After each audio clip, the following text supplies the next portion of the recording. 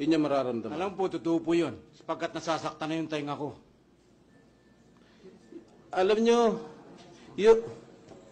Mr. President, point of order.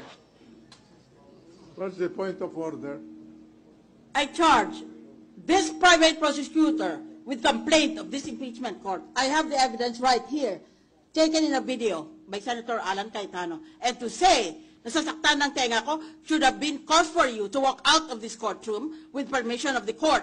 But you cannot make those contemptuous gestures in front of a judge and get away with it. I submit, Mr. President, that this should be taken up. To be fair, I'll give the counsel a chance to explain himself. Your Honor,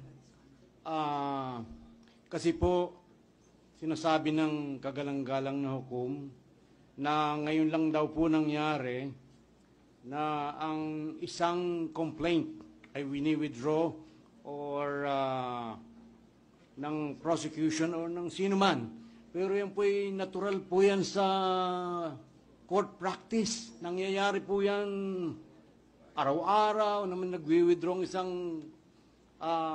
ang isang abogado ng kanyang complaint or ng part na complaint nag-amend. But the fact, Your Honor, please, that this is the first time that I experience in my 40 years of practice na ang isang judge ay nagle-lecture sa mga abogado. Hindi po ata tama yung mga ganun eh. bakit hindi ho kayo tumayo nung nagsasalita si Senadora Miriam para mag-object?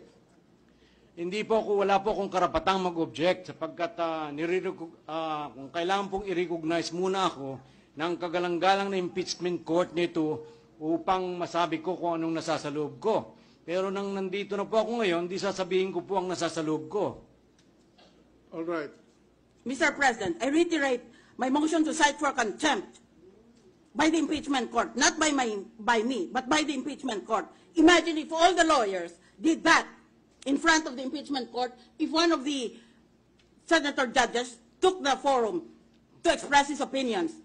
Kasi salungat sa gusto mo, kaya ayaw mo pakinggan. Kung ayaw mo pakinggan, di umalis ka sa korte. Aalis na nga po sana ako kaya lang... Granted! If that is in the form of a motion, go ahead! Nangahamon ka. Aalis na po ako. Dito ako nakaupo Gaganyan ka sa akin. May I suggest that... And it's on video. May I suggest that let us be calm in this proceeding and deal with one another in a fashion that will not create an impression before the people that we are not following the right norms. Please May I say something, Mr. President? explain yourself. Kung nakasakit mo po yung isang aktuasyon ko po, I really did it purposely. Because totoo naman po na talagang shrill ang voice na nasasaktan ng tainga ko Ang kuwang ko lamang po ay dapat po lamang na kahit ang mga senadore, mga judges at kami mga hamak lamang prosecutor dito, ang pinaka-importante po sa isang tao ay respeto.